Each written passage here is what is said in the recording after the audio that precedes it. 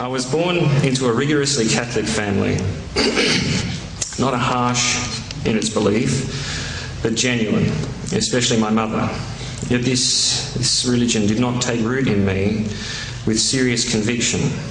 As I grew, and until in my mid-teens, I had a revival, but it did not last, because it was more about the brother and sisterhood than belief in Prophet Isa as the Messiah and the Son of God.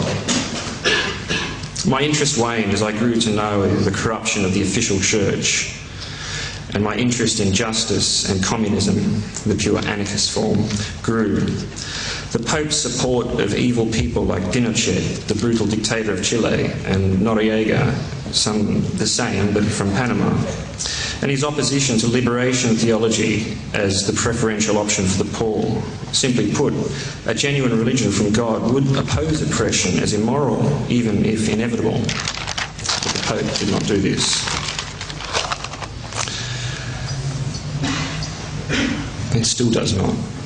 So I fell into a state of complete kufr, or disbelief, atheism.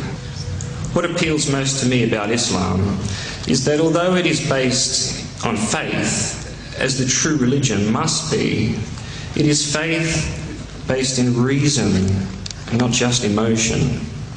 What Allah and His Rasul, or Messenger, sallallahu alaihi wasallam, tells us to believe makes sense. We are told, ordered to examine Islam, to find faults if we can, and also to find reasons to believe. Not just accept what priests or other intermediaries invent or interpret. Now, some of these miracles, I've just got notes here now. There's one mention about waves upon waves and the water being kept separate, and this is true, and I knew this from reading about submarines trying to enter the Mediterranean during the war and things like that, and it affected how they did this. And this is something we've only discovered this century through going under the water in machines. And yet it was written and spoken over 1400 years ago. This impressed me. The shape of the earth is described with a word that means flat, spread out, shaped like an egg. And when viewed from space, this is what the earth looks like. It's not exactly like an egg, but it's not a sphere either. The rotation pushes it towards the poles, and this is what it looks like.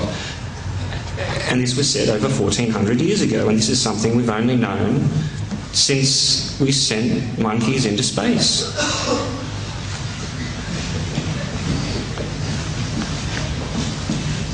And one of the most amazing of all, the development of the human being just after conception is described in very good detail. And this is something that could only be discovered with the invention of the microscope, which again is very recent. In closing, I will touch on a few points that I've discovered since becoming a Muslim. Once you become a Muslim, every other Muslim in the world is your brother or sister. And this really means something. You will meet complete strangers in the street, willing to take the jacket off their backs for you if they think you need it. This has actually happened to me. I had to stop the man from taking his clothes off his back because it was cold. If I didn't just live half a block away, he would still insist on giving it to me.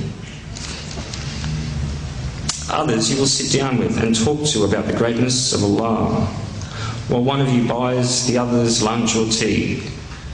As complete strangers, you've just met, and 30 seconds later you're sitting down and buying each other lunch and talking about the most beautiful thing in your life